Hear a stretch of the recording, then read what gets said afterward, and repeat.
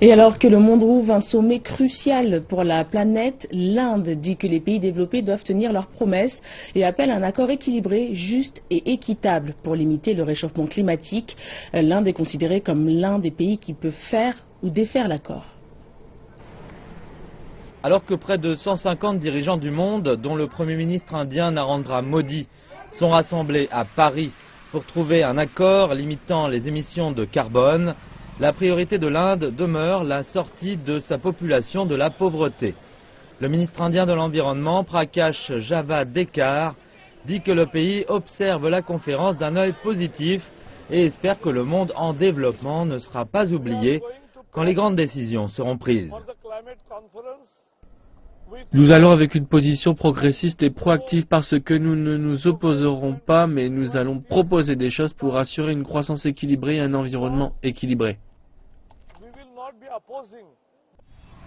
Le but du sommet de Paris est de trouver un accord sur la limitation du réchauffement climatique à 2 degrés Celsius en faisant baisser les émissions dues à l'utilisation de carburants fossiles.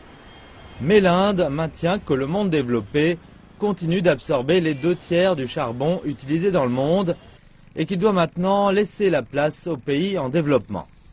Pendant ce temps, la hausse des températures fait fondre les glaciers de l'Himalaya et rend arides les terres fertiles, le tout dans un climat souvent de plus en plus extrême. Un récent rapport du Centre Sciences et Environnement fait savoir que l'impact du changement climatique sur le secteur agricole en Inde est plus évident que jamais. Des millions de fermes de petite et moyenne taille ne sont pas assez protégées. Ces dernières années, un climat extrême s'est installé en Inde.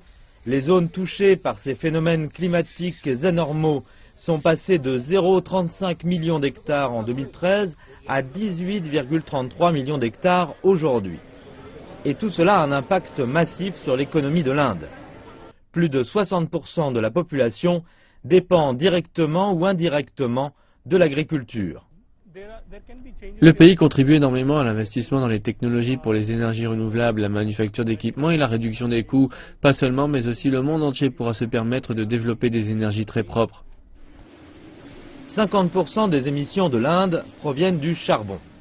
Mais malgré cela, l'Inde va tripler sa production d'ici 2030 pour fournir de l'électricité à 300 millions de personnes qui vivent actuellement sans.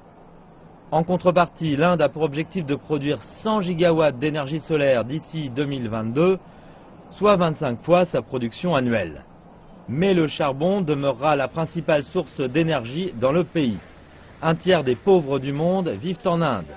Et le pays a des besoins massifs en énergie pour faire tourner l'industrie et donner des emplois. Mais le changement climatique est devenu si urgent que la question doit trouver une réponse maintenant. Trouver le bon équilibre pourrait se révéler crucial.